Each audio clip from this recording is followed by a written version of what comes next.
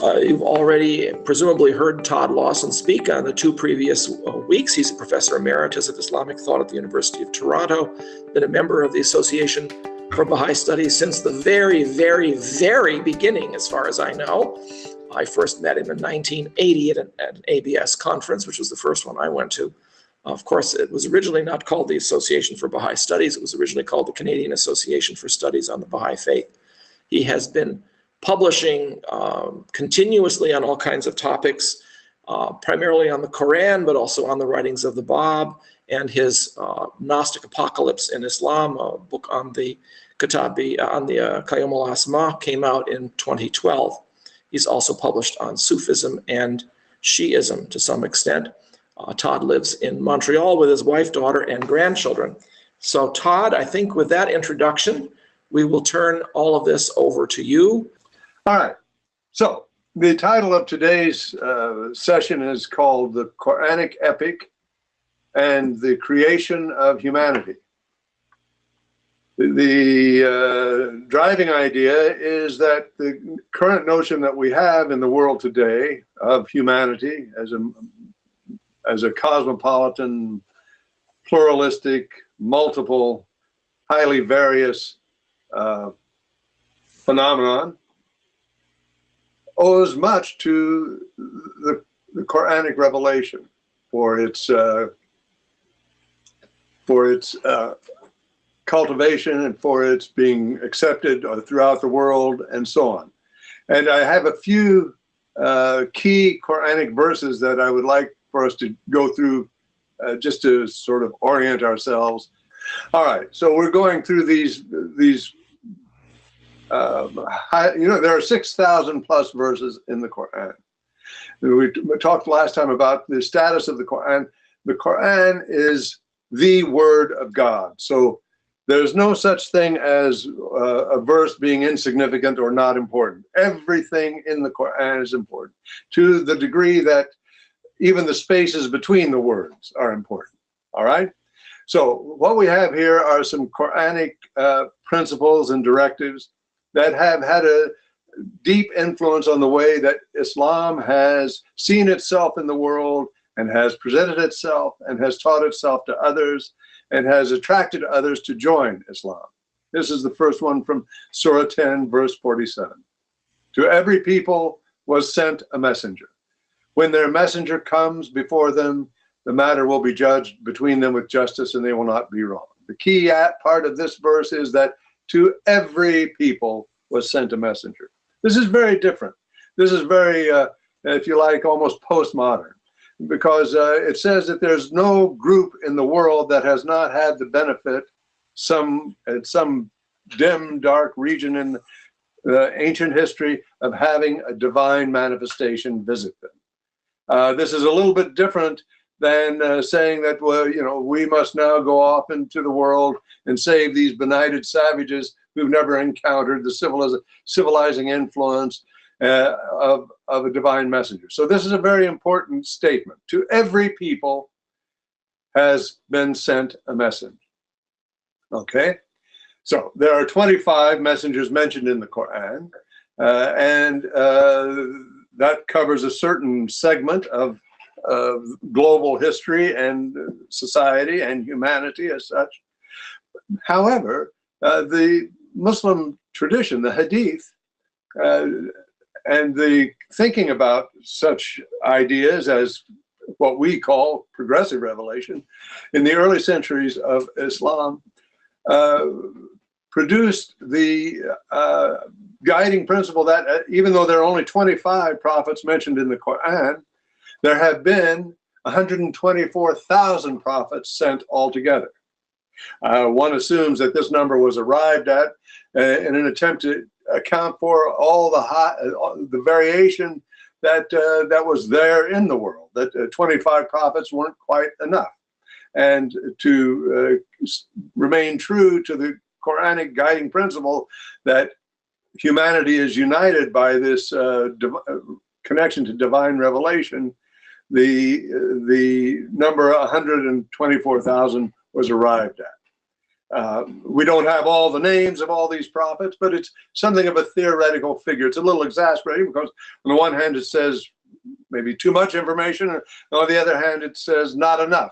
But the idea is that I think it's highly symbolic of the Islamic ethos, that we are, human beings are united on a number of levels, and one of them is the fact that we have all, at some point in our history, had a divine messenger. Frequently, as Bahá'u'lláh tells us, and as the Qur'an also says, frequently these messengers have been abused and persecuted and ignored. It doesn't change the situation. Presumably, there's always been someone who's listened to them when they come.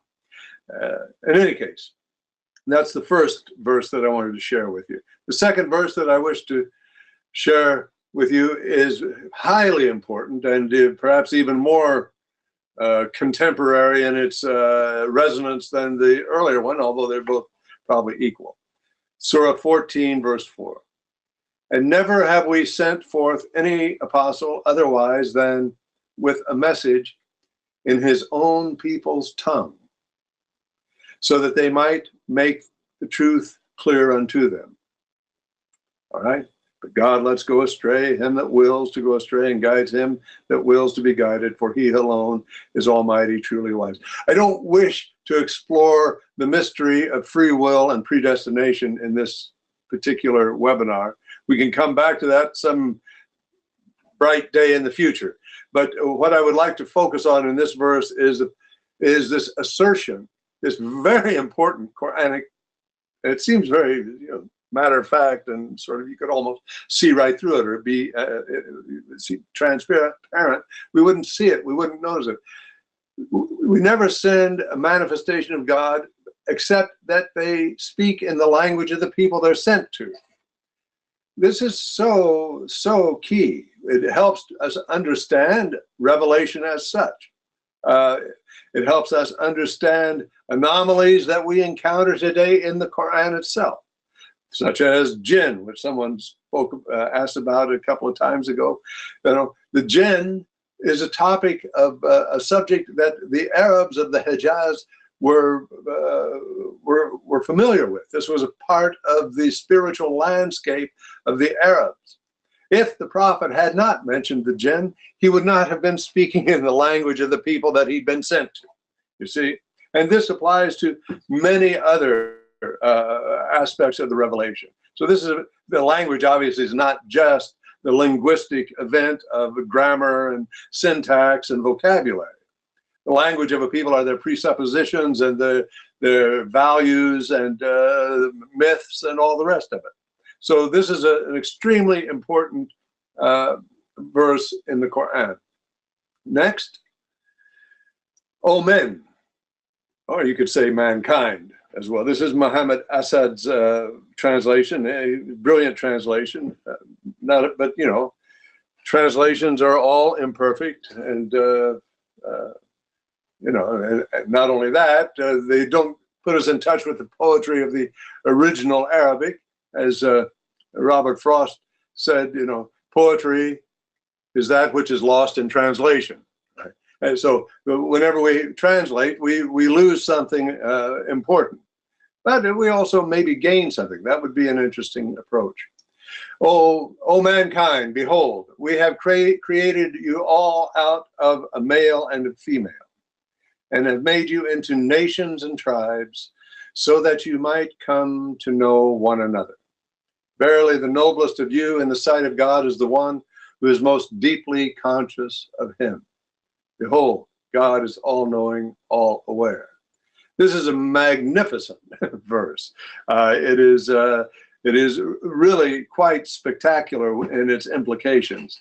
That as we see that. Let's see if I have the other one.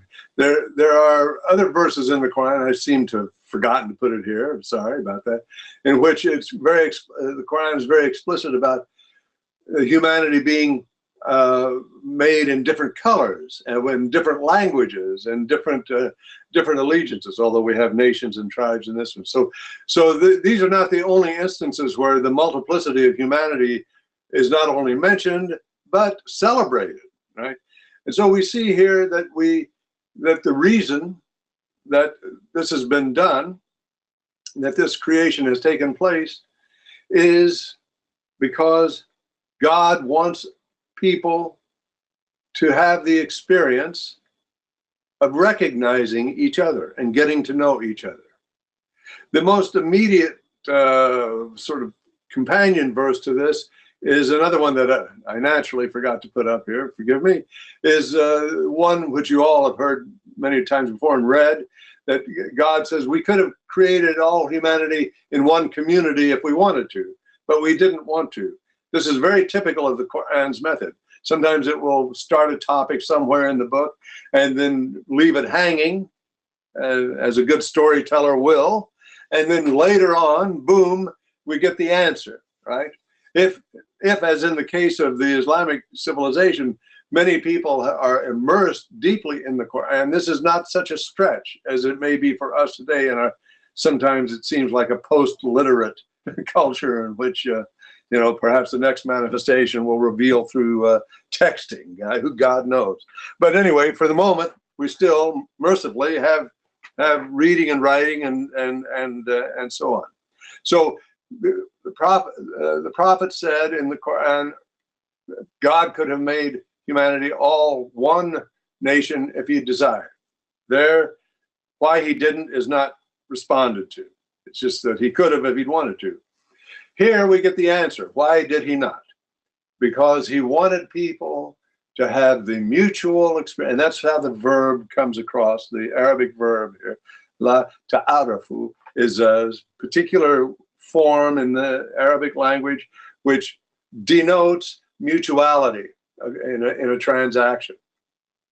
So he wants people to have the experience of recognizing the other one. It's a very beautiful, beautiful verse. All right. Now, skip this next one and go to this 4153, Surah 4153, which is super beloved amongst the founders of the Baha'i Faith. I don't know if you would count the number of times that this verse or part of it has been quoted in the writings.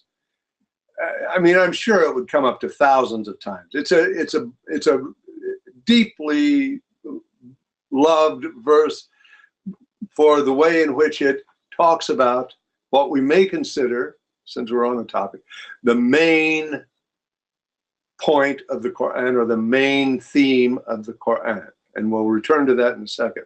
But I just want to share these other verses with you so we can proceed. This verse in 4153 says, "We shall show them our signs in the horizons and in themselves, till it is clear to them that it is the truth, or he is the truth, or this is the truth." A variety of possibilities in translating this. "Suffices it not as to thy Lord that he is witness over everything." So we want to look at the first sentence and spend a minute with it. The main event here is the sign, and this is the word ayah in Arabic. It is the word that is used in the title Ayatollah, for example. The Ayatollah means a sign of God, and it's become, whether abused or not abused, it's become a title in Iranian Shiism. But the word that we're interested in is ayah, sign, and it actually means miraculous sign. And it is miraculous for a number of reasons. It's a bit like the idea of signs and wonders in the Bible, except in that usage, signs and wonders acquire something of a negative connotation. Here, a sign is really the most noble, the most holy thing in the universe. So the sign, the ayah, is the word that is used to speak about created phenomena in the outer world, in the macrocosm, in the cosmos, and to refer to those things that are within human beings in their interior, in their esoteric reality, in their existential, private, spiritual individuality, what makes up a person, these are referred to as signs. There's a third place where the signs occur, and this is as verses in the Qur'an. The verse of the Qur'an is called an ayah. It's not called a verse. It has a different etymological meaning altogether. A verse, it comes from the Greek going this way and then coming back that way and turning. The verse of the Qur'an is an ayah, that is to say, a miraculous, wondrous sign and modicum or increment of divine truth. So there are three places where the signs are: in the external world, in the macrocosm, in the internal world, in the spiritual soul of human beings, and in the Qur'an. The idea, of course, is to read all three at once. To read the outer world, the inner world, and the Qur'an is a kind of a three-dimensional text. Right? This is something that is very much part of Islam and very much part of the Baha'i revelation. Right? The signs are miraculous because they ultimately come from the unknowable God through the Prophet Muhammad, in one sense, because who is not a professional religious actor, and brings forth these things in such beautiful language. And there are many other reasons that they are thought miraculous. Okay, all right. So, and here we come almost at the end of the Quranic part of this. It's important to go over these verses. This is maybe the single most beautiful verse in the entire Quran, and it is also much loved by the founders of the Baha'i Faith, the Bab, Bahá'u'lláh, Abdu'l-Bahá. There are commentaries on this in the Bahá'í Writings and since the beginning of Islam. And in Arabic, of course, it's ravishingly beautiful, and we can get some sense of, we have to do kind of a lost wax method to try and reconstruct the music. God is the light of the heavens and the earth. The likeness of his light is as a niche wherein is a lamp and a glass. Glass, as it were, a glittering star kindled from a blessed tree, an olive that is neither of the east nor of the west, whose oil well nigh would shine, even if no fire touched it. Light upon light. God guides to his light whom he will, and God strikes similitudes for mankind, and God has knowledge of everything. This is just an unbelievably gorgeous, beautiful verse. Everyone memorizes it in Arabic and any other language they can. It's among us, say, the five most memorable verses of, if we can speak in such terms. All right. And it's full of spiritual truth and meaning in every phrase and word. The light, the olive that is neither of the east or west. Well, east or west in Arabic, actually, as it does in English, but it's closer to the surface in the Arabic, means place where the sun rises and place where the sun sets, right? That's what east and west means. It may also have current political, geopolitical, or geocultural connotations. But in the original means where the sun rises, the sun goes down. So what we're talking about here is a light that never rises or sets. You see, this is the magnificent thing about it. And this is what God is. At the same time, as we all know, God is completely unknowable. It's another beautiful tension that characterizes the Quran, which we maybe get into at another juncture. Okay, so the topic of today is the Quranic epic, and I'll put this down below for the time being, and we will look at the idea of epic. If I find the right one, you will all perhaps wonder how this happened. Well, anyway, I won't waste time telling you. I did actually put it together some years ago, but I didn't use it much.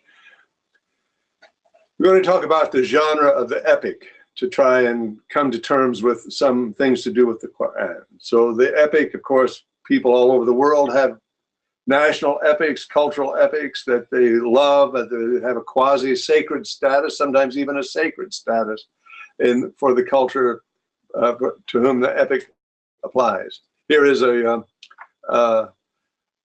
kind of a useful definition of the epic, and I would like you to read it and think about it in relationship to what we know about the Qur'an to see if it may be thought to apply to the Qur'an. In potential size, epic is hugely ambitious, undertaking to articulate the most essential aspects of a culture, from its origin stories to its ideals of social behavior, social structure, relationship to the natural world, and to the supernatural. The scope of the epic is matched by its attitude. As Aristotle noted, it dwells on the serious, and this is very true with the Qur'an. Even its meter, says Aristotle, is most stately and weightiest. As you know, the Qur'an is in the constant poetic meter. It's rhymed prose that has a repetitive cadence and meter from beginning to end.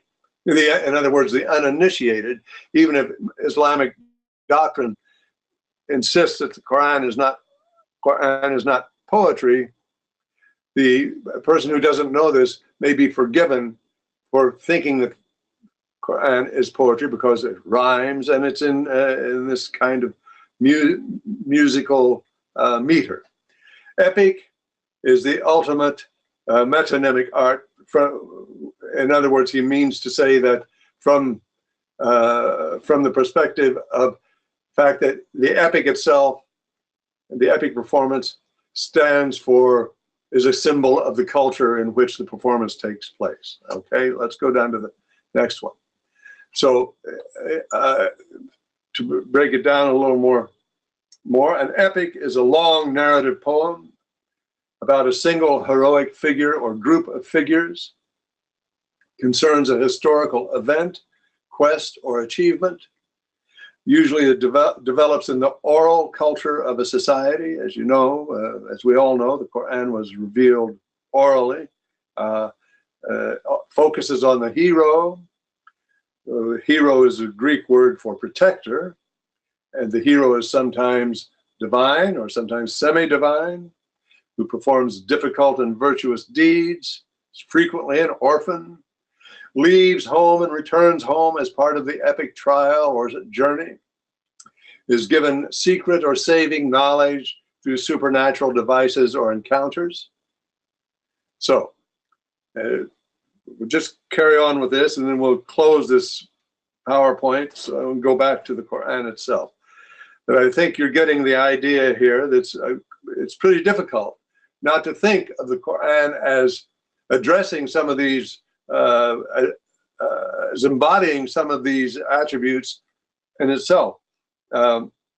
Granted, it may do it in its own Quranic way, but nonetheless, we see that there's a kind of a similarity between the Qur'an, its form and contents, and the epic as understand. This Rivard and Newman, they're authors of this long article in the Princeton Encyclopedia of Poetics, which is taken as a sort of this article is taken as a definition amongst the epic scholars as sort of the standard traditional definition of the epic. It's well worth reading. If you like, I can put it on the course website or the webinar website.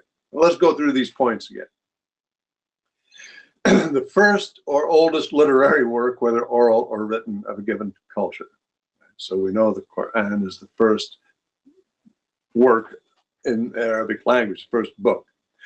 Frequently quite long. Well, there are epics that are longer than the Qur'an, but the Qur'an is long enough. It opens in medias res. That means it opens in the middle of the action. It doesn't open ab ovo, as I believe Horace said. A good epic always begins in the middle of the action. Any amateur can tell a story by beginning at the beginning and going all through the whole thing, but a real epic grabs you by beginning in the middle of the fray or the middle of the action. The setting is vast, many nations, the world, the cosmos. Begins with an invocation to a muse. As you know, each Quranic surah begins with an invocation to God, the merciful, the compassionate, and that the opening of the Quran is the Fatiha, which is an invocation not to a muse, obviously, but to God, who is also a spiritual reality.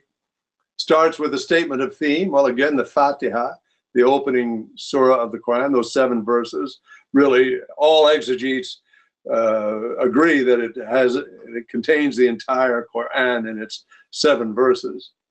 Makes use of epic, what are called epic similes and figures, that is, things that recur throughout, like the rosy fingers of dawn and so on in the Odyssey. Well, we can think of the attributes of God as being repeated over and over in the Quran, and certain useful figures of speech, like they're seduced by the life of the world, or these kinds of things. There are lots of them. Contains long lists of things, people, of tribes, of nations. Features long and formal speeches. Well, the Quran is a long speech. Shows divine intervention in human affairs. We don't have to say much more about that. Features exemplary heroes, or the prophets and the messengers, the manifestations are the heroes and that embody the values of the civilization of Islam, certainly. Performed before an audience, certainly the prophet, that's how he revealed it. It was performed before an audience, and today, as you know, performance of the Quran is a highly cultivated, if you like, art form throughout the Muslim world, where the Indonesian women seem to do very well. In fact, they seem to be amongst the best Quran reciters in the world. Generates numerous types of commentary. Okay, so I think we've opened up the subject, so we have an idea why I wish to use the word epic in talking about the Quran, because it helps us place it as, certainly we know it's a holy book, but it is the epic of the Muslims. It is the story of the way things are for followers of Islam. Now, let us go back. The epic is also a story. It does have a beginning, it does have a middle, it does have an end. And this is a bit different from the way the Quran is organized. As we know, this is not always easy to see, the beginning and the middle and the end in the Quran. But if we take into account the fact that much of the Quran seems to be revealed in what is called ring composition, in which the point of the story is actually in the middle of the surah and not at the end of the surah. This is a feature of oral composition cross-culturally. And if we look carefully at the way the Quran is organized, then we may get another glimpse of how the Quran may be seen as an epic. And then we can further discuss what the value of this is. As you know, the Quran is arranged in the book that we get, the book that we have today, the Quran. If you get a Quran that it hasn't been rearranged by somebody like Rodwell, for example, we find that it's arranged with the longest chapters at the beginning, except of course for the opener, the Fatiha, which is a short chapter, and that's the invocation to God. And that the shortest chapters are at the end of the book. And not only is that the case, but another important thing to bear in mind when we notice this is that this arrangement almost perfectly reverses the chronology of revelation of the Quran. In other words, the shorter surahs were the ones that were revealed earlier, and the longer surahs were revealed later. Okay, now this is interesting, and it's puzzled scholars of the Quran from the very beginning. How did this happen? Why did it happen? Muslim tradition says that the prophet arranged it this way. Some traditions say that the angel Gabriel came down to him after the revelations were transcribed while he was revealing them orally, and helped him organize the text, and this was the way it was done. Other scholars say that it was a group of people who arranged it this way. In any case, what they all agree about is that it was arranged this way. That this is not the order in which it was revealed. Now, it's super interesting. No matter what the method is for rearranging the revelation, everyone recognizes that it was rearranged, and furthermore, that was a good thing to do. Okay, so what do we have in the rearrangement? Well, let's look at it negatively. If we start reading the Quran from the shortest surahs at the end, I mean, they're very, very beautiful. They're exquisite, and they're gorgeous. But they are sort of timeless and deracinated. They float in the air. They're frequently very poetic, sometimes very apocalyptic, disconnected from history altogether. Right? They're the Michael Sells calls them the hymnic verses. They're very musical. The whole Quran is musical, but they don't really answer discursive questions about who we are, why we're here, and why we suffer. Right? You can bear this out by looking at the shorter surahs. However, we begin reading the Quran the way it's arranged in what is called codex or mushafi order, that's called the way it's edited now, the mushaf, whereas the other way is the tanzil, the order of the revelation. We see that after the Fatiha, we in fact get the story of creation. And I think that this is not accidental.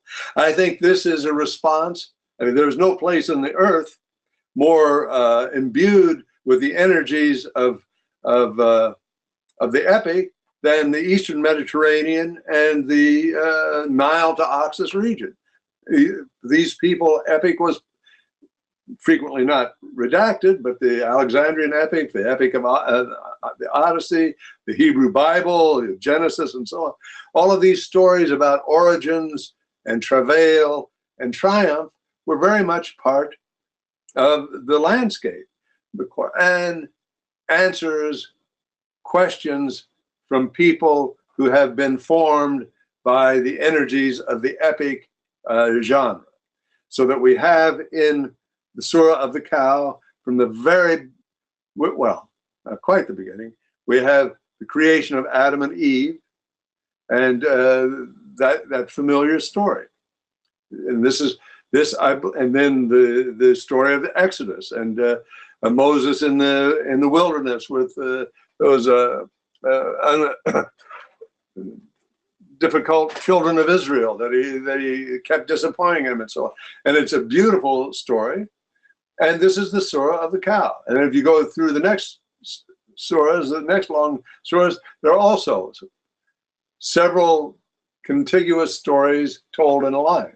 So this, I believe, was to provide the world of Islam with its own sacred epic. It's not epic in the Homeric sense, it's not epic in the Gilgamesh, but it does participate in this epic conversation.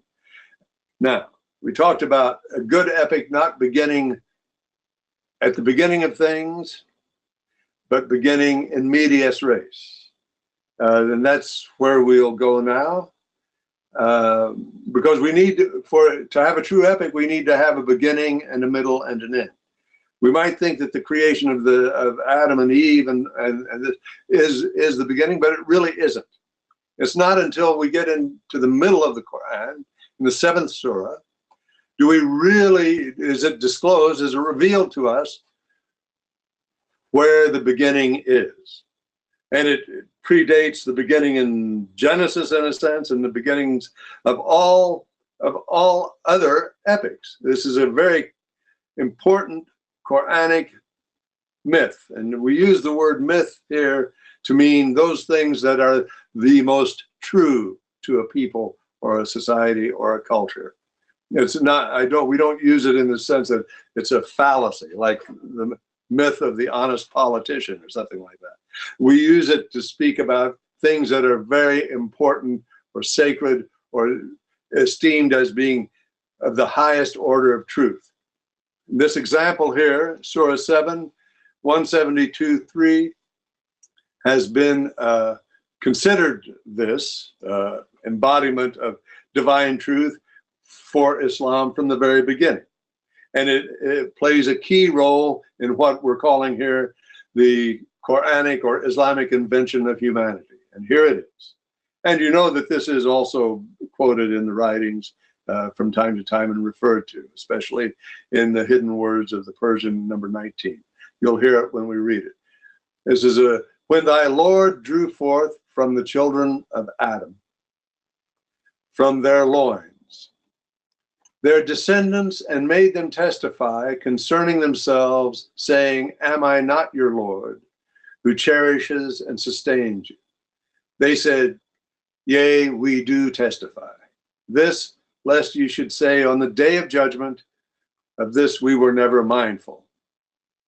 Or that you should say, our fathers before us may have taken false gods, but we are their descendants after them. Will you then destroy us because of the deeds of men who were futile? And in other words, it's not our fault.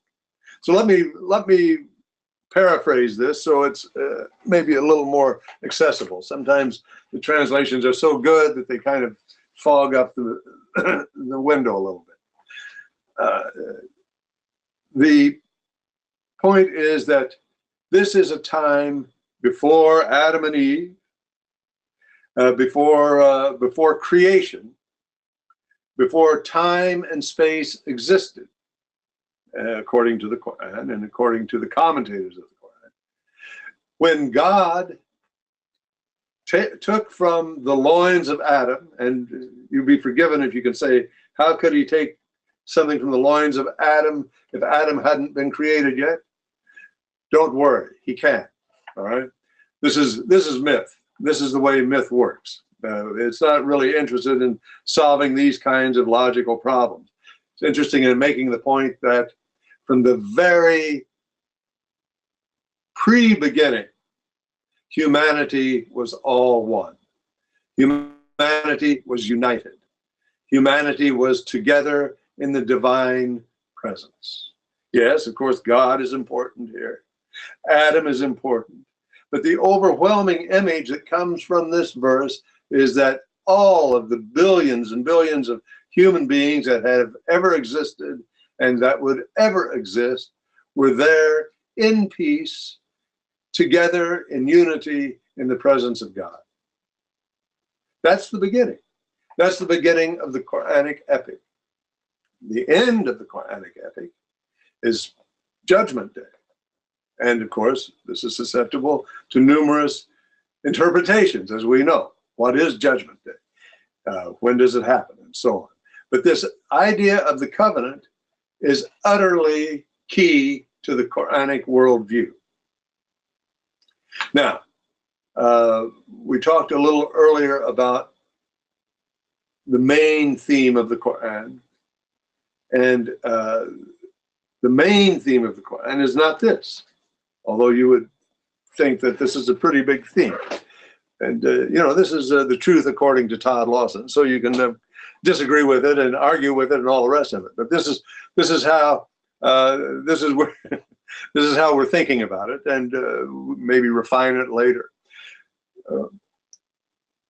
But I think it is fair to say that even scenarios like this, as important as they are for Islam, and as important as they obviously became for the Bab and Bahá'u'lláh in developing and revealing the truth about the world and our place in the world, the oneness of God, the oneness of religion, the oneness of humanity. Still, these kinds of ideas, every verse in the Quran is kind of an occasion for something greater than the verse itself. And that is, friends, revelation. This is what the Quran insists upon. In fact, so in other words, the main character of the Quran is the Quran. the idea of God speaking to humanity. Doesn't really matter what he says, or she, or it says is incidental when compared to the fact that there is actual communication. This is the great revelation or news or event, apocalypse, that the Qur'an represents. Yeah, this is, of course, the other half of the epic, the mode of apocalypse, which is very much a part of the Qur'an, and we see it very explicitly in those earliest surahs, those very powerful poetic surahs. I'm going to stop talking in a second, but what I would like to leave you with is this, and we can elaborate it later and explore it more deeply later, but it's part of the book that I'm now writing, which I'm trying to show that these two genres of epic and apocalypse actually present a fugue in the Qur'an, a musicality of divine truth in which the epic lends a kind of stability to the divine truth of the apocalypse, and the apocalypse gives the spark of revelation to the epic, and they meet really in every word in the Qur'an. And this is something that's very distinctive about the Qur'an, and one of the I think keys to understanding how it works. And this is I think enough to say now. Thank you very much for your patience and for allowing me to share these ideas with you. And now I think we'll stop and have a conversation. Thank you, Todd. Right. This is really quite fascinating, and getting to the day of Alast there and talking about the creation of all humanity and of course, the implications for the concept of the oneness of humanity is really quite exciting to see that this is a very basic idea, really needed into the very fabric of the Quran and into the notion of the creation of the entire world. Yes. It's a very important idea. I'm going to look at the questions and see what we've got here. And actually, I have a question too. You mentioned 24 or 25 messengers. Yeah. Do you remember names? Well, from Adam, Abraham, Moses, Joseph. Yeah, they're all there. I can send you a list of the names if you like. David is one. Yeah. Then there's some that we hadn't heard of before, like Saleh and Ad and Khalid and so on. But yes, most of them are from the Bible. Jesus, and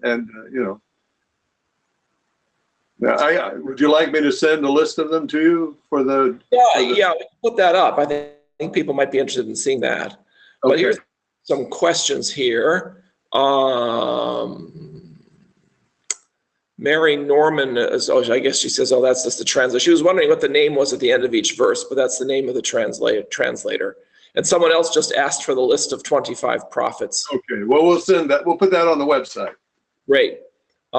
James says, with the story of the first epic of creation in 7 verses 172-73, yes, one could also say that since Adam is a manifestation and being pre-existent, taking his seed at that time is before the beginning of time, and the destiny of his seed is to be united at the end of time.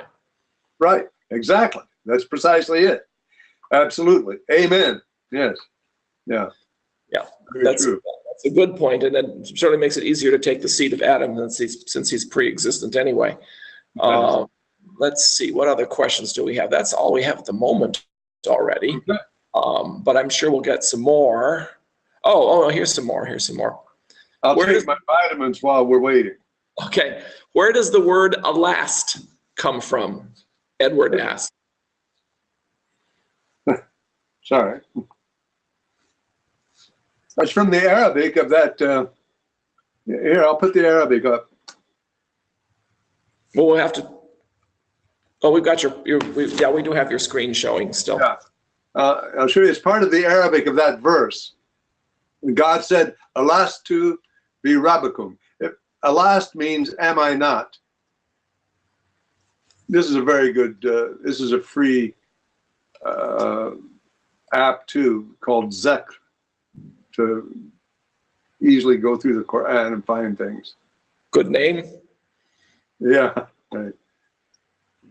So here we are. I don't know, it might be too small for you to see, but here's the Arabic. When thy Lord drew forth from the sons of Adam from their zuhur, interesting word, but it also means their backs, but it also means advent, as you know, their seeds, and caused them to testify against themselves. That's part of the Arabic.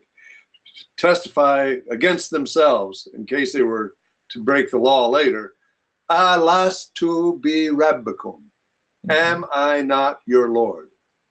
And it's known in Islam as the Day of the Covenant.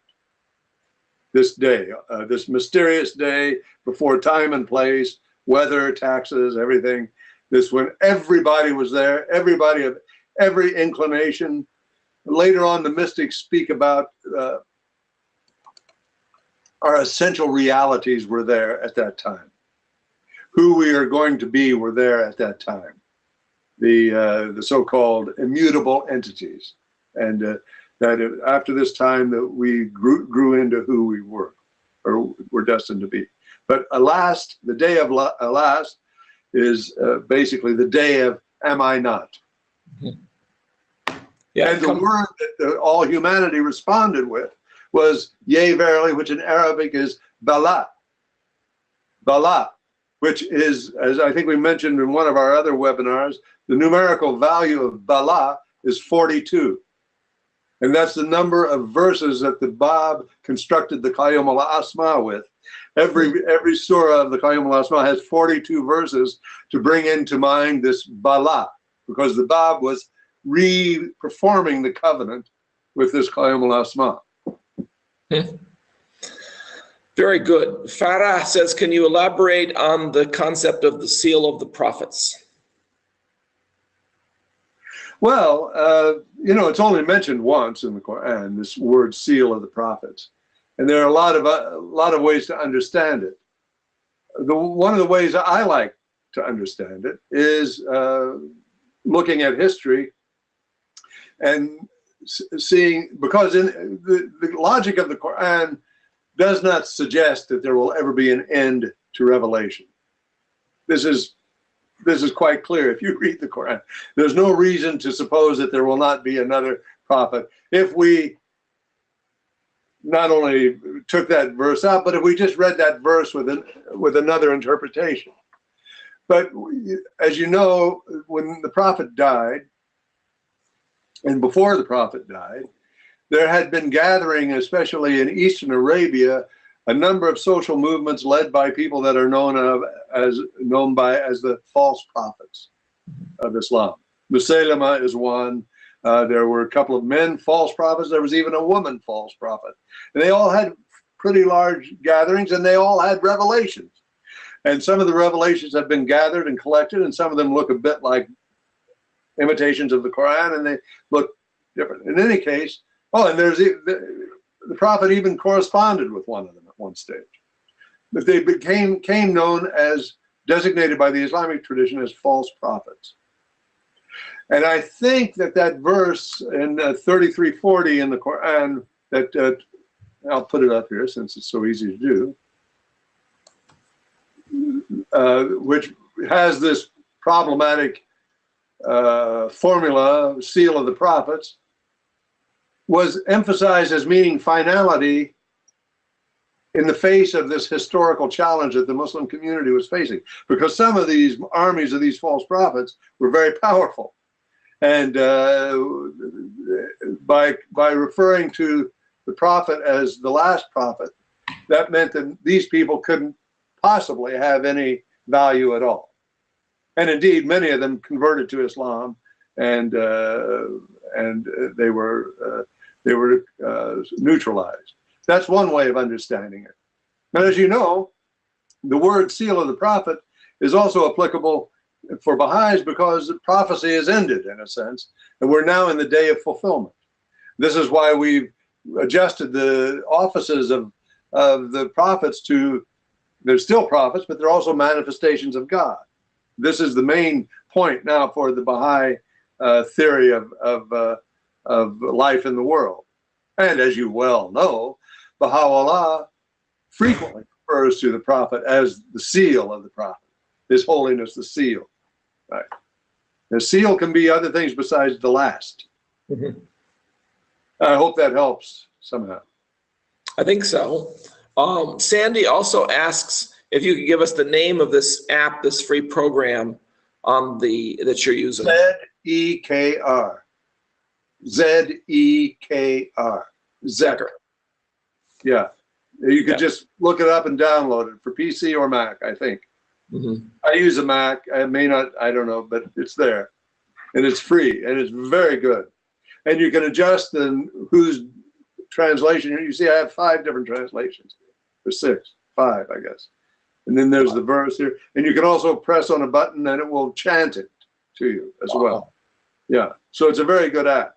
Actually, that page that I put on the first sheet, the Qur'an, Corpus Qur'an or something like that, that's equally excellent.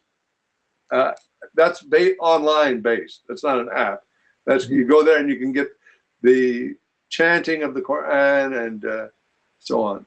So there's a lot of resources out there to help study the Qur'an, and they're great.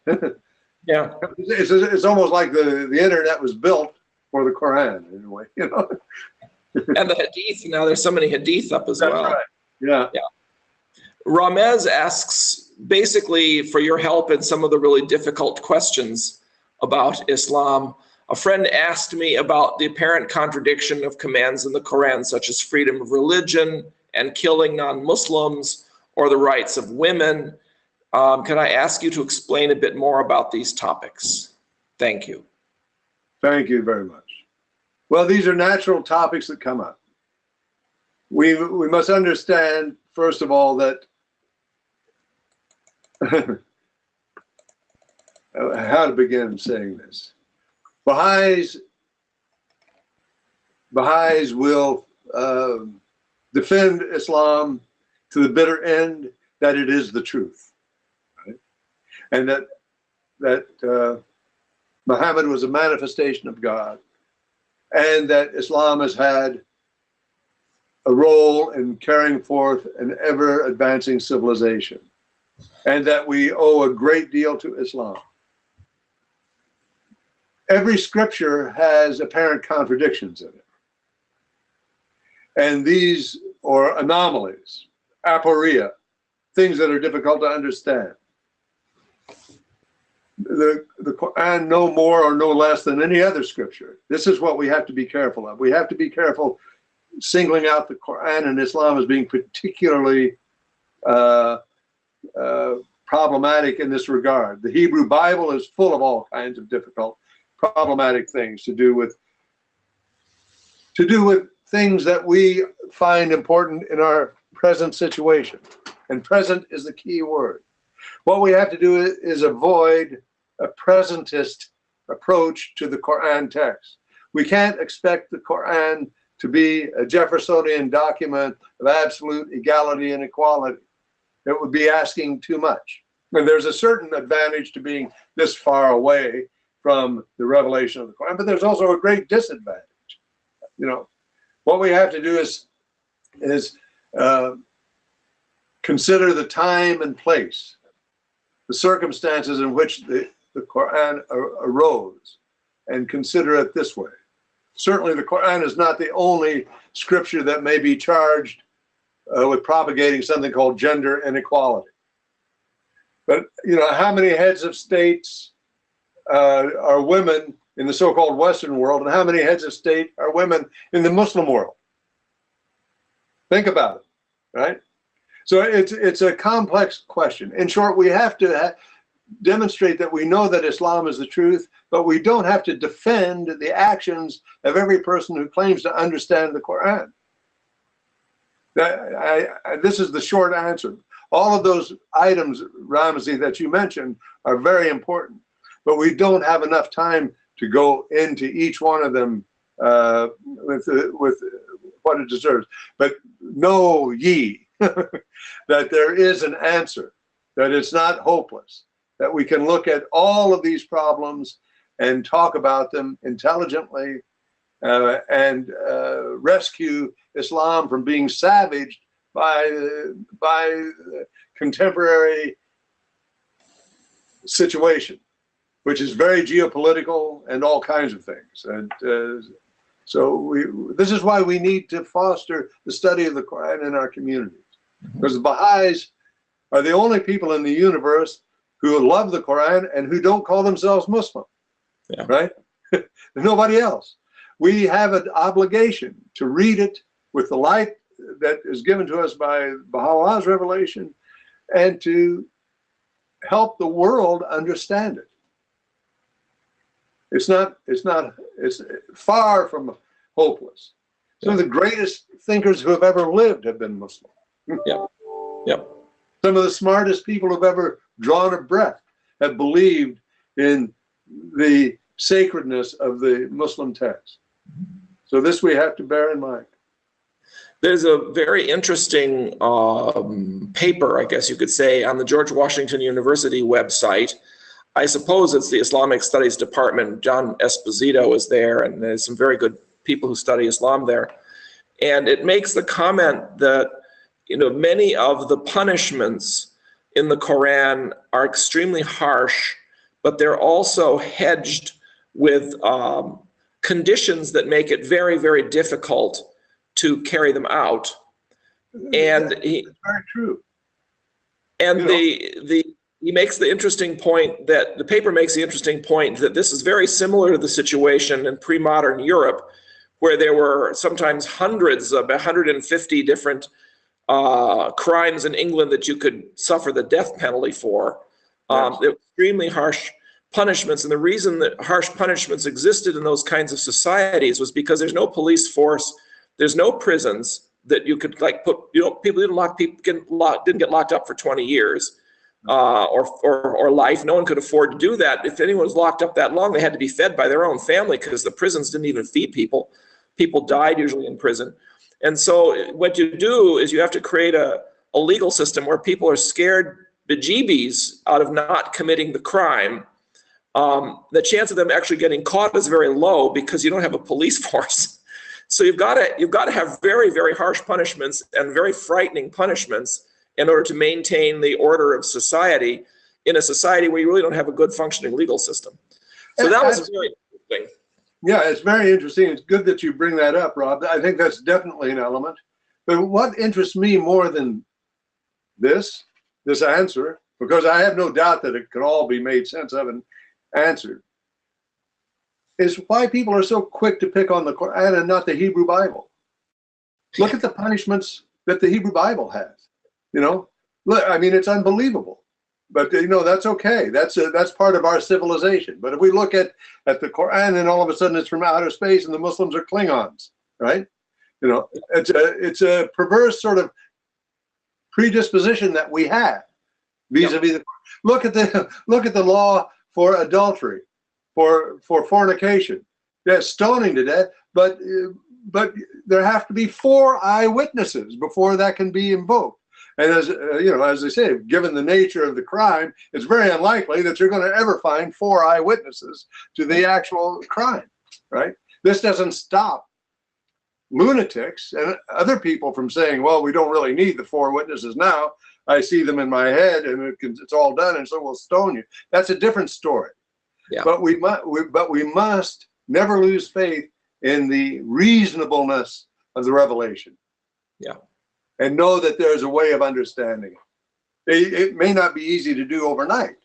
You know, there's work involved. But this is a work that we are asked to do by the Guardian. Yep. Yep. There's no shortage of jihad in the Old Testament either. Oh my God. Oh. Yep. The Israelites were supposed to go in and kill everybody.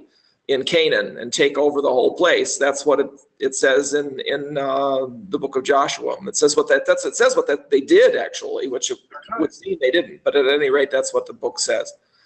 Yes. Mary Norman says she'd like to have more webinars on the Quran, so we'll certainly keep that suggestion in mind. Todd and I have already been talking about exactly that topic, and I think we'll certainly plan to do that. John asks, why were the surahs rearranged? Is there potential for losing meaning by not studying them in the order revealed? And I think you've answered that partly, at any rate. Well, it's a great question. It's not so much that they were rearranged, it's that they were arranged. Yeah.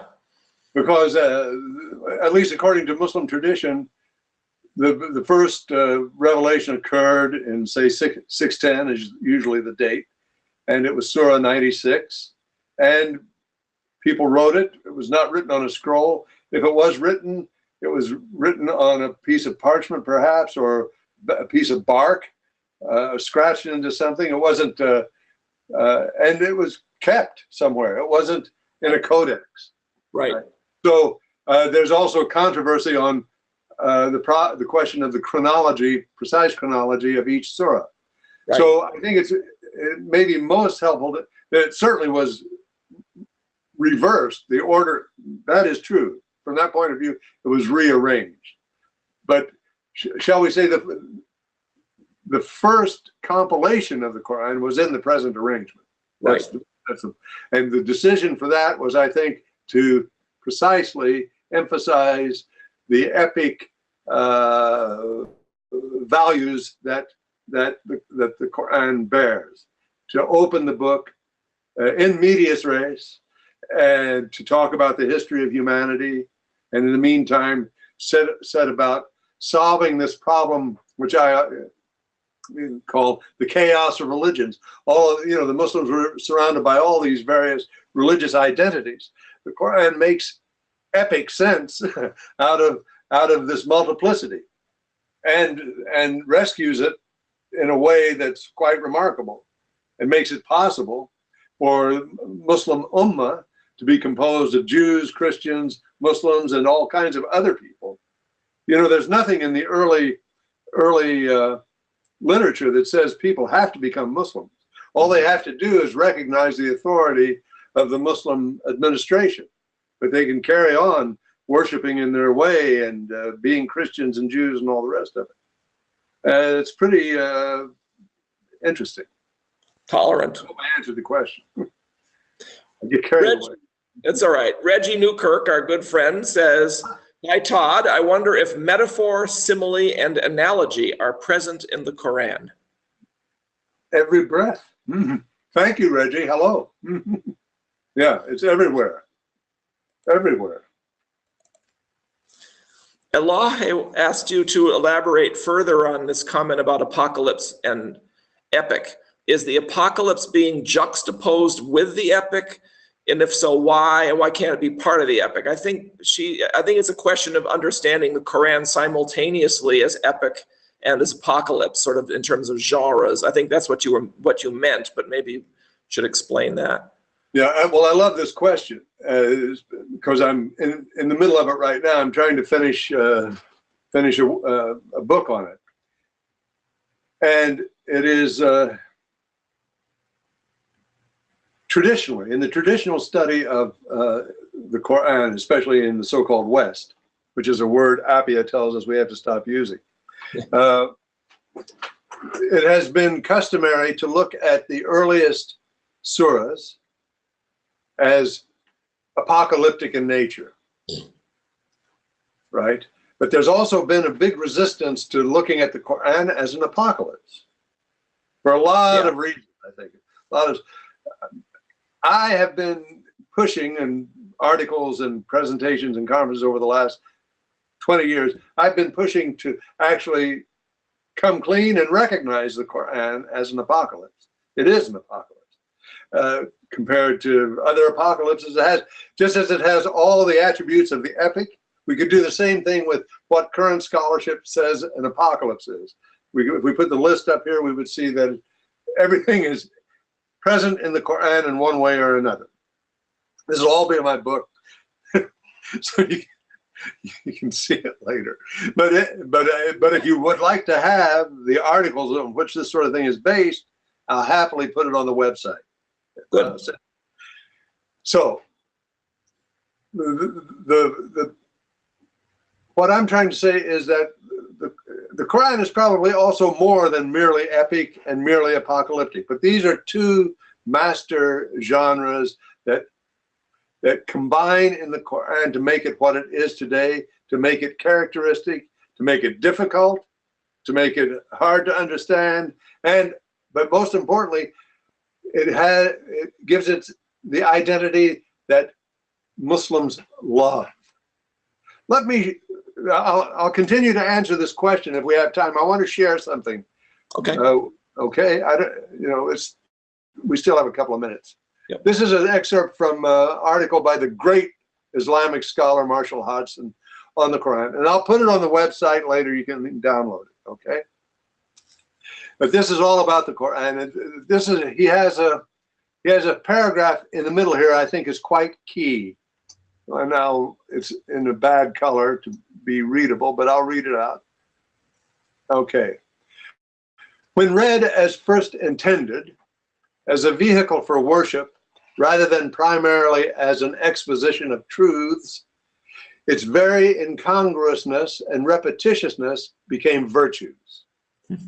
That is, almost every element which goes to make up its message is somehow present in any given passage. This is a magnificent insight. It's very modern in that way.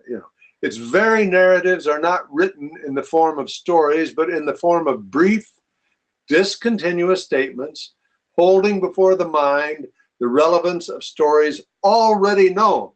Yeah. See, the audience that heard the Quran already knew who Jonah was, already knew who Moses was. They've been threatening their kids with the devil, make them behave, for generations. They knew who all these people were.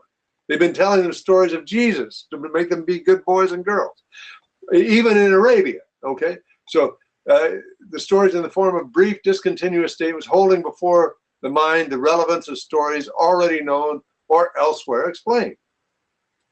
It's relatively few legal passages. Now, this is very key. There are only 600 maximum verses out of 6,000 that have to do with legality in the Quran. It's relatively few legal passages lend themselves more readily to starting a ripple of moral reflection than to subserving technical juridical decisions. Wherever it is open, this is the key, the book is found to be insisting in a single message in every possible context. The message is such that to reaffirm it with one's whole will constitutes an act of worship. So in other words, reading the Quran is a different order of reading, right? And this is where the epic energies and the apocalyptic energies, as defined, become important because they enliven the text in a distinctive Quranic way. It's not that, and ultimately, because of the mixture of the two genres, it's not the case that it is one or the other, or that one predominates over another. It is precisely a fugue. They both work together, and one, in fact, sometimes becomes the other. Right. And there's role reversal. The apocalypse, in one sense, you could say that the apocalypse, which is characterized mainly by forecasting the hour or the day of judgment, the end of the world, if you like, what I call a trope of intensity. This is to sort of get people's attention and to grab them so they can hear the rest of the story, is always on the edge of even the most, if you like, prosaically, narratologically bland statement in the Quran. You can't separate them anymore. Similarly, the epic story of the Day of the Covenant, the original origin of all humanity, is inseparable from the most explosive, apocalyptic, magnificent poetics of the earliest surahs. So this is the point that we're trying to make. And this is what makes the Quran unique and an important thing for humanity to know about. It almost reminds me of the notion of a hologram. You know, a hologram you can cut in half and you still have the entire picture. You can cut it up again. I may steal that. Yes, thank you. Andrea asks an interesting question. She said, last week you mentioned that the Bible could not be compared to the Quran. Could you please explain? The Bible can be compared to the Hadith, because the Hadith, you know, Islamic scripture is in two parts. One part is the Qur'an, and the second part is the Hadith, or the traditions that you read about in the Bahá'í Writings. And the Hadith is a different kind of literature. Maybe one day we could have a session on the Hadith. It's super important, but it's acknowledged all universally from the beginning to the present day that as far as scripture is concerned, Hadith, even though it is the second scripture, it is far below the Quran as far as importance is concerned. Nonetheless, it remains very important. And so you can't read one without the other these days. When people read the Quran, the Hadith come up. The Hadith are statements from the Prophet, statements by the Prophet, statements about from his companions about what went on, frequently statements about how he understood a particular verse, which are very important for exegesis, and all kinds of things, history, biography. It's a super important genre, which I think we should have a session on. That'd be great. Yeah, that would be fantastic. Go ahead. Yeah. So the gospel, the New Testament, can be compared to the Hadith. Jesus can be compared to the Quran. Right. Jesus is the revelation. His words are the revelation, of course, but the person of Jesus is what we should compare to the Quran. And the Pentateuch is also the books of Moses, also considered to be the words of God as well in Jewish religion. So but the entire Bible is more like the Hadith, that which makes the revelation more understandable. Interesting. Eileen has just sent us an email with a question. Abul Fazl said that 1/3 of the Quran dealt with the coming of Bahá'u'lláh. Do you know where he said that and what he meant by that? Well, he might have been in that book, Proofs. What's it called? There's Miracles and Metaphors, and then there's I think it's in Miracles, which Juan Cole translated. It's available, or used to be available. I don't know. Anyways, well worth reading. I think it's in there, or the Baha'i Proofs, perhaps, which is an older. It was also published by the Publishing Trust, Baha'i Proofs. Well, I think he was being very conservative. I think it's possible to consider every letter of the Quran as speaking in some way or another about the next revelation. I think this is its natural condition, right? But I would have to go back and look at what Abul Fazl said about this and the precise wording to be able to speak about it more. Right. I mean, there are, of course, if you look at the light verse, for example, God is the light of the heavens and the earth. You know, the glory motif is another thing that's very much a part of Apocalypse. The glory motif is throughout the Quran. There are many different words for light and luminescence as emblematic of the presence of God. So Baha'is can naturally see anytime light occurs in the Quran, which is quite frequently, that it's a direct reference to Baha'u'lláh. But I think the safest thing is just to assume that Baha'i should assume that every word and letter and space in the Quran somehow refers to the Baha'i revelation. Mike asks about entire surahs being composed in fragments and revealed at different times, or whether they were all revealed intact. Yeah, sorry. Yeah, that's true. They were they were not all of them were revealed all at once. Who decided to put the pieces together to make a single chapter or a single surah? I see what you mean. Well, the Quran was put together in its present condition according to those theories that I mentioned earlier. Either it was the prophet himself, or the prophet assisted by the angel Gabriel, or other Muslims. So that's how it happened. Mm-hmm. But it doesn't bother anybody to know that in some cases a few verses of and some surahs were revealed twice. The Fatiha is said to have been revealed twice, once in Mecca and once in Medina. So there's a variety of revelational factors here that is a subject on its own.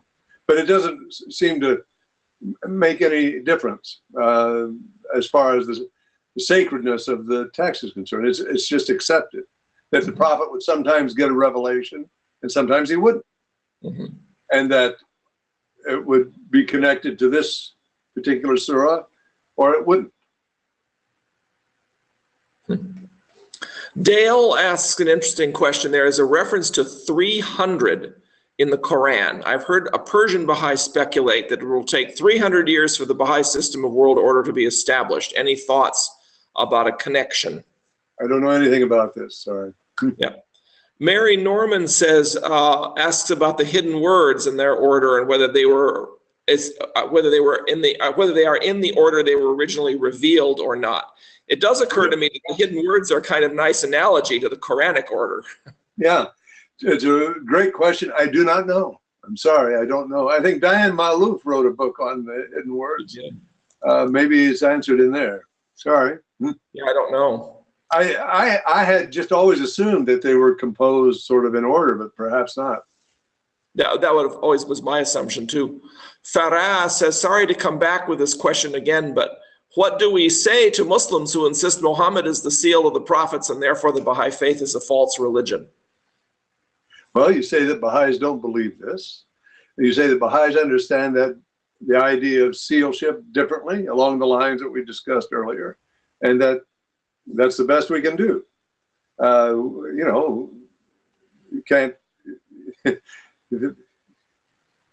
You can't really say much more than that. Right. Well, I think you made a good point about the age of prophecy versus the age of fulfillment, with the age of prophecy running from Adam through the Bab, and that's the age of the Nabi, of the prophets. Yeah. In that sense, and that has been sealed, and we're now in a different age. We're now in the age of full fulfillment of the prophecy, and so we no longer. It's now the seal. And Bahá'u'lláh said that called Muhammad not only the seal of the prophets but also the seal of the messengers. That's right, and loves to use that word to describe him. Fazel and Khazé have written an article on this topic, actually. Yes, you want me to send the link to put it on the website? Yeah, let's put that up on our website too. Let's see anything we have on the seal of the prophets. I don't think that they talk about this historical thing that I mentioned. That's also in Hodgson. Hodgson makes the point that the seal of the prophet as finality was linked with the challenge to the community of these upstart prophets that were coming up after the death of the prophet. And of course, that when the prophet Muhammad died, Abu Bakr made this big speech in which he said, he died and he's not coming back, and that was it. So there's not going to be. Don't wait for any more prophecy. The idea was that we had enough to work with. Now we needed to deal with the revelation that we had, rather than to confuse things and so on. I mean, this is how I understand it, rather informally. Yeah. I was going to say something about that, but now I don't remember. Lynn asks, to understand the Quran is our responsibility, but Islam is the Quran and the latter commentaries. Do we need to try to study the commentaries as well? If so, how? We have no context for just reading the Quran. Okay. Interesting question. Well, you know, there are quite a number of people in the world today who believe that Muslims who have started kind of a back to the Qur'an movement say that the Qur'an is sufficient. That one of the reasons we're having so much difficulty is because people are reading and taking seriously too much the commentaries and the hadith and so on. That if we just stuck with the Qur'an, it would be a lot easier.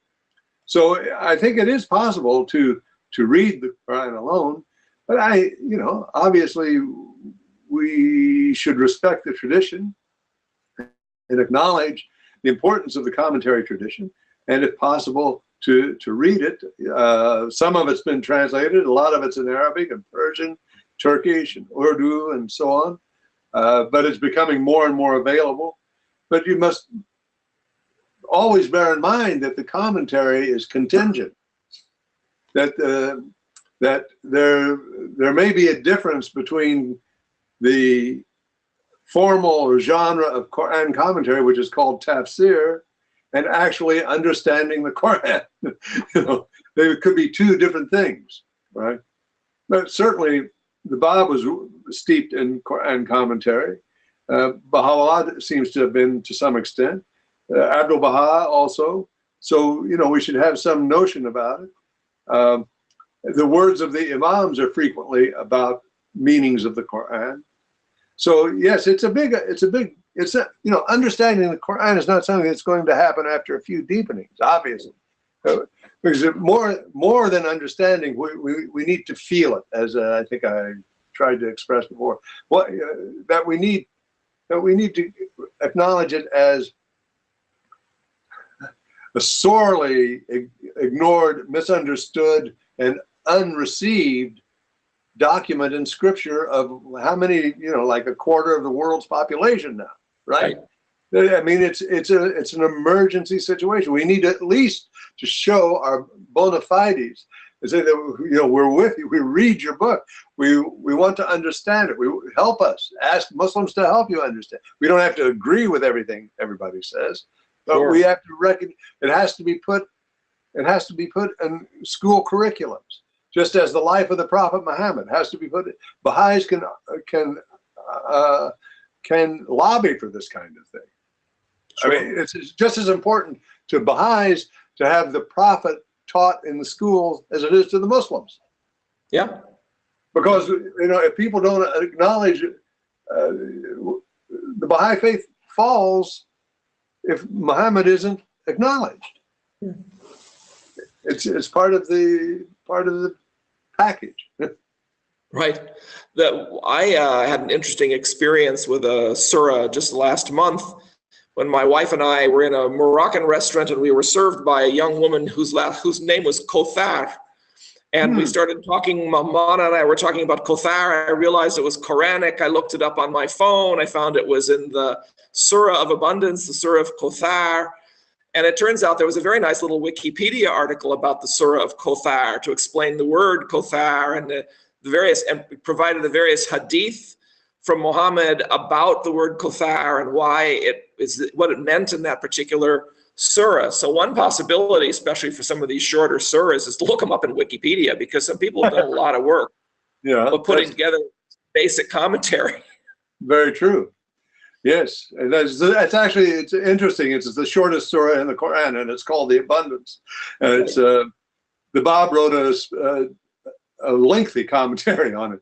It was one of his early tafsir works. Very important, but it's also very beautiful. It's an example of one of those beautiful early Quranic surahs.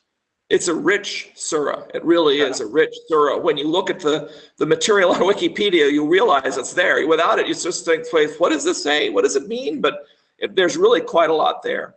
Well, I mean, we do have to study the conditions in which the Quran was revealed and the things that it pertains to, and that's part of studying the Quran. Right. It's not just a case of, I know no one thinks this is what I'm arguing with. You just simply can't take a surah out of the Quran and read it. I mean, you can. That's better than not doing it. But Right. the point is, it represents an entire cultural code. That's why it's important to recognize its epic status, because that's what epics do. Right. They embody the entire culture in their textuality. Right. Jay asks the question what references there are to the Zoroastrians in the Quran, if any, even though they were in Iran and maybe Yemen at the time. Yeah, there are.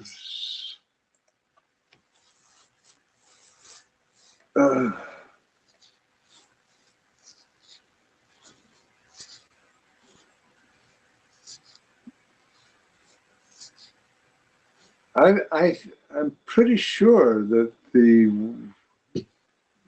idea of the Magus is there. I mean, what I can do, who asked the question? Oh, Jay, I think. Jay Tyson. Jay Tyson. Jay You know Tyson. what? Rather than blow it by saying the wrong thing, let me bear down on it, and then I think I have email Jay Tyson, and I'll write. We can get it to him. Yeah. Okay. Also. I've got his email. And nothing else. The question really wasn't how many times, but why so few references? Hard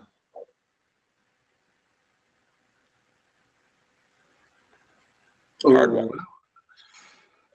It's hard to say. There are also very few references to a prophet called Saleh.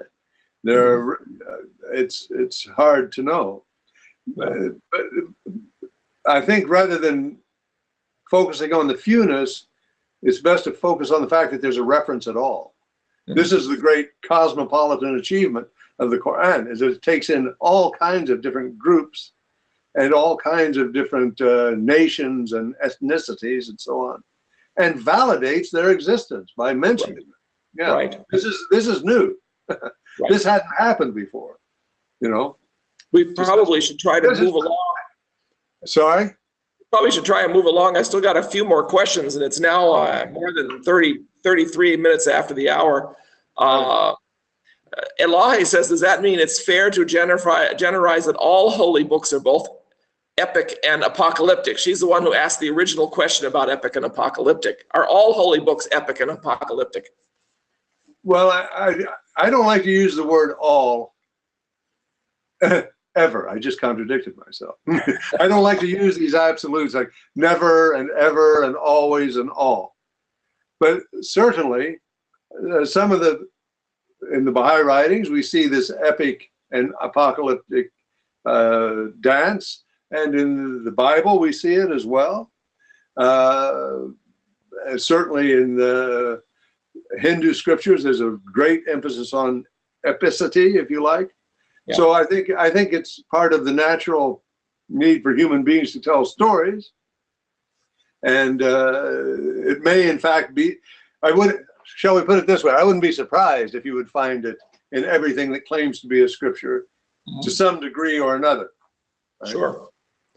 Vahid asks whether this reference in Quran 10:47 about all of humanity being created into nations and tribes so they can know each other, whether it relates at all to the story of the Tower of Babel, where people were made to speak different languages as a punishment. Yeah, I think that's very interesting. Now, this is what I wanted to, I guess we're run out of time, and I just remembered I had another slide that I wanted to show you. See, Islam occurs in this post-axial age. The axial age is something that was conceived of by the philosopher of history, Karl Jaspers, which he sees as a very important moment in world history.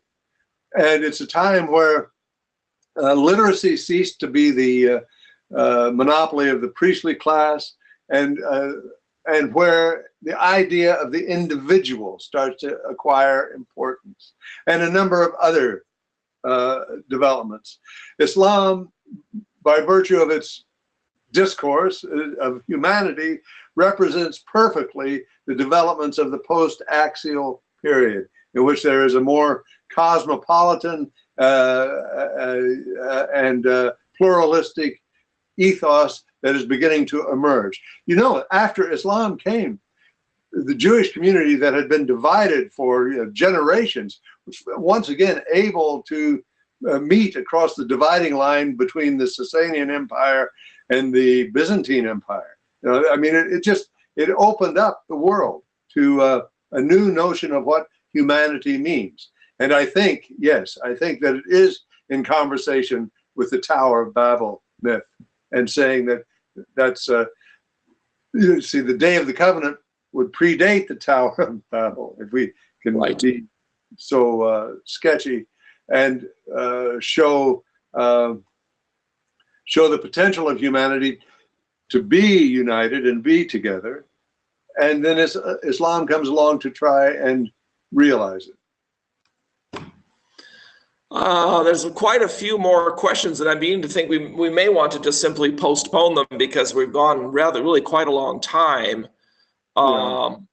Disconnected letters. Let me see what this is. Muhammad was a seal of the prophets for the Adamic cycle, which started with Adam and Muhammad. Yeah, that's Shabnam's comment that we were making about. And then there are various other things down here. Is the concept of the cause of God found in the Bible? That's an interesting question. I don't know if we know anything about that. I don't. I don't know how you'd say it in Hebrew. Yeah, could be there. I don't know. Good question. Yeah. I want to thank everybody again today for joining us, and thank Todd profusely again for his contributions to the Web Talk series. And we're looking forward to hearing him again, and looking forward to seeing all of you again in a couple of weeks. Thank you very much, and have a good rest of the weekend. Thanks, Rob. Thanks, Boyd. Thanks, everyone. See you again sometime.